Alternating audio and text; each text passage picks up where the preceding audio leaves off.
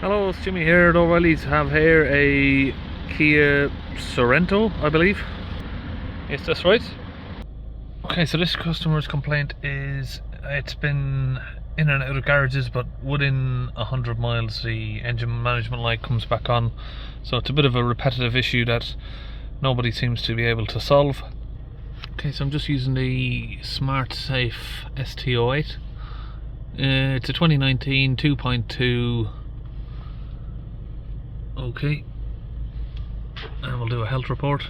I'll just move the screen somewhere we can see it better. Okay, so we have a code for the air conditioning, which we're not concerned about, but we have a code here for the catalyst, P20EE00 catalyst efficiency. Okay, so I'm going to go to some data stream, see what we can find here for it. Just searching for catalyst.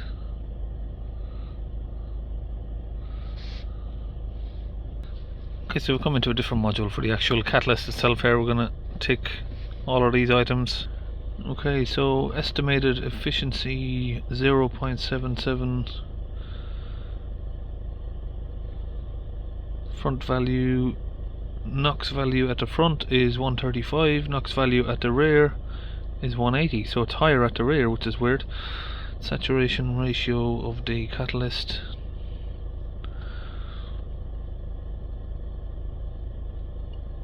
so the estimated efficiency of the catalyst,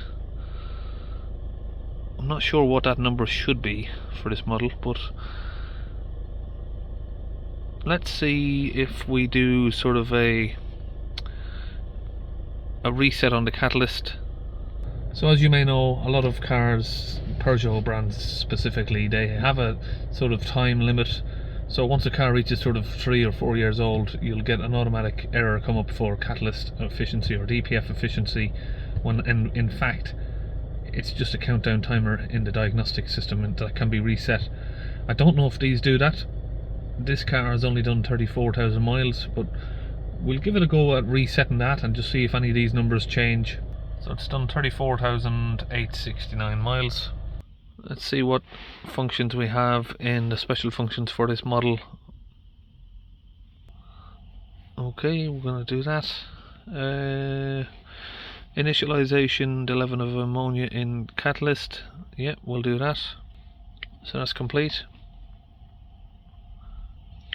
We're going to do this one as well.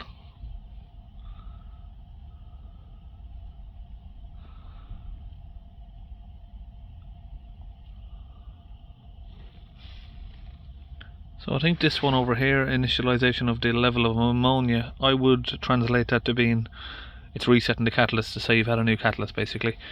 I'm not sure if these have sort of that sort of system on it, like I said. Now what I'm also going to do is clear the fault code, because with a fault code present you can maybe not get a proper reading. So we're going to reset that. And if you're doing any of these tests, of course the vehicle needs to be up to temperature. So now we've got the engine management light on, but we've just got a emissions light symbol there. Okay, everything's been reset. Estimated efficiency now is reset to 0. NOx concentration seems to be stuck at a random 65535 for both. So we're going to get the vehicle maybe up to temperature a little bit again. We've had the engine switched off for a couple of minutes. Maybe we need to drive it to get that to activate. So with these cars I don't see a lot of them, so I do need to familiarise myself with how the system's set up. Looks like we have a DPF pressure sensor here, turbos here, we have like a pre-cat here, and the DPF is under there. Then we have the catalyst under the vehicle, which is there. You've got your AdBlue injector over there that injects into the catalyst over here.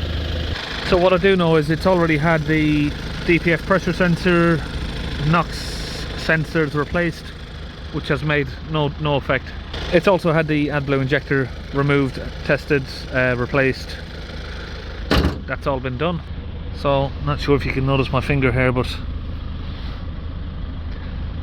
DPF has internally failed because a Euro 6 vehicle should not have that black soot on the tailpipe. So really, you could say that this problem is diagnosed there just by that, because if the DPF has failed and the DPF is in front of the catalyst, obviously the catalyst is then going to be getting coated in this black soot. One thing I will mention is some of these cars, like the Peugeots, which I don't understand, it doesn't make sense to me. Some of these Peugeots have the catalyst before the DPF, which doesn't make sense because it's going to get covered in soot before it's able to work, basically. So I've just done a little test drive there on it. Lights have gone out, but obviously I haven't fixed the problem. What I can say, unrelated, is this vehicle needs both front shock absorber mounts. They are creaking like anything. It sounds like we need a ball joint down here as well. I'm not sure you can hear that on the video, but we've got creaking top mounts. Okay, looking at the live data, front value, rear value doesn't add up to me. I don't know if that's reading it the wrong way around. Surely the particles per million are higher before the catalyst than after. If that was the case, that would look okay to me, sort of 70. I'm pretty sure they should be under 50. Saturation of the SCR catalyst, which is climbing very rapidly.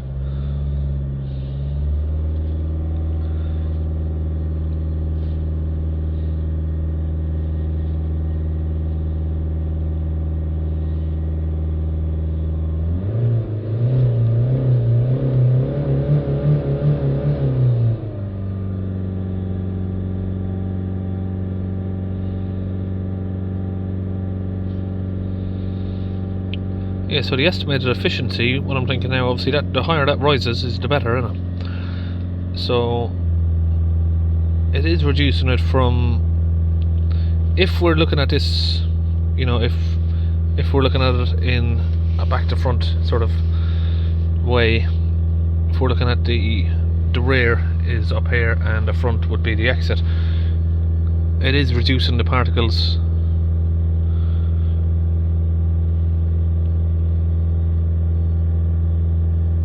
But if it's not, then obviously there's something going on there. I haven't really seen too many of these, which is, it's hard to say where these numbers should be.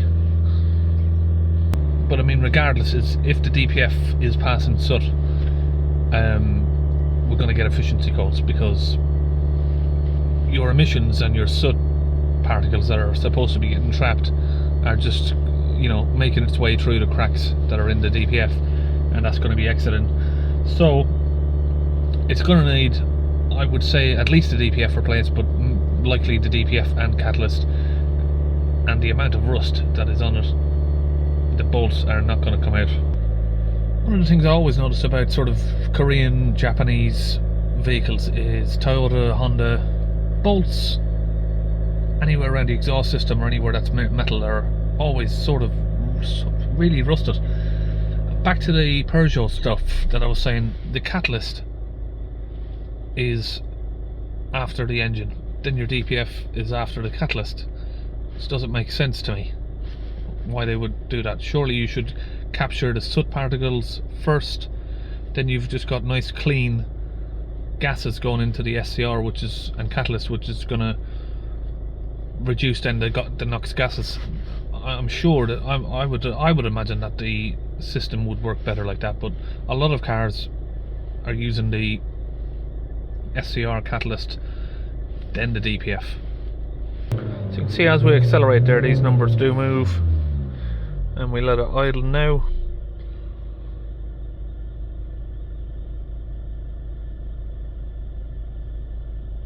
So SCR data, I do need to sort of catch up on that a little bit. DPFs, simple, I know my ways around those no matter what happens. Catalysts, I know how they work, but every vehicle I don't know where the numbers should be, I'm going to be honest.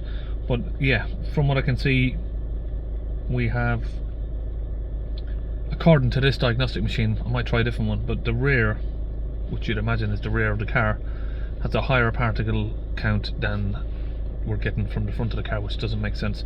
I would imagine that's reading it sort of back to front. let's try a different brand of tool. So this is obviously made by Autel. So some vehicles that I've been looking at for the particle count per million have been sort of 100 to 100 to 200 before the catalyst, and sort of between 20 to 60 after the catalyst. Around those numbers I think is normal, but I'm not 100% sure. You know, the tolerances for each vehicle could be different.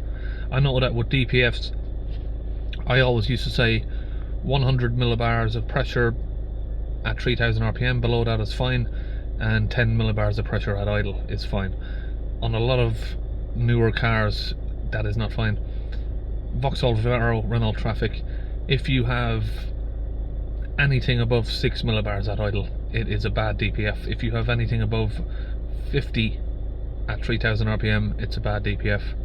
So again, on this tool I'm going to find the NOX and SCR stuff. So we're going to go to NOX, tick all of those, and catalyst.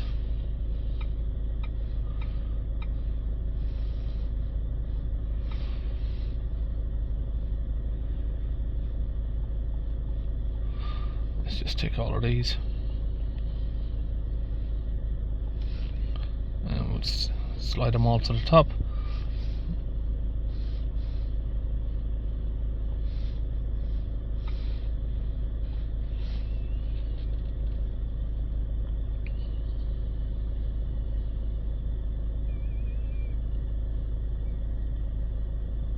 So we're getting the same messages from here, front, rear. Rear is higher than the front. So just wanted to confirm that maybe one tool was using the front value as the rear or not, but seems to be the same. So all I'm doing, I'm just showing the live data here just to show what these numbers are, and if there is another vehicle that we see in the future, if there's anything that looks different. But of course, like I said, it's got a cracked DPF, which is going to cause efficiency codes. So we're just looking at the live data just to see what it says and what resets are making anything change. It's all sort of just to build up the knowledge if you see another one. Okay, so my end result here with this is that, see, the problem is people get NOx efficiency codes and they're like, oh, let's change the NOx sensors. They can be sort of £500 each. They've changed the DPF pressure sensor, I don't know how much that was. All of these parts cost money, and if you're just going to say let's try this, so by going through some of the live data, looking at what's going on, visibly looking at the condition of the DPF, a lot of people wouldn't ever really consider that as an issue. And I had people comment on some of my other videos saying, well, all diesels have soot in the exhaust. They don't. If you have a Euro 6 vehicle, check your exhaust tip. I've seen many that come to me and they don't have NOx efficiency codes. The DPF tailpipe is clean. Ones that do have it, the tailpipe is covered in black soot. Okay, so this vehicle is going to need a new DPF, possibly a catalyst as well, and then all should be okay with that really. So see you in the next video.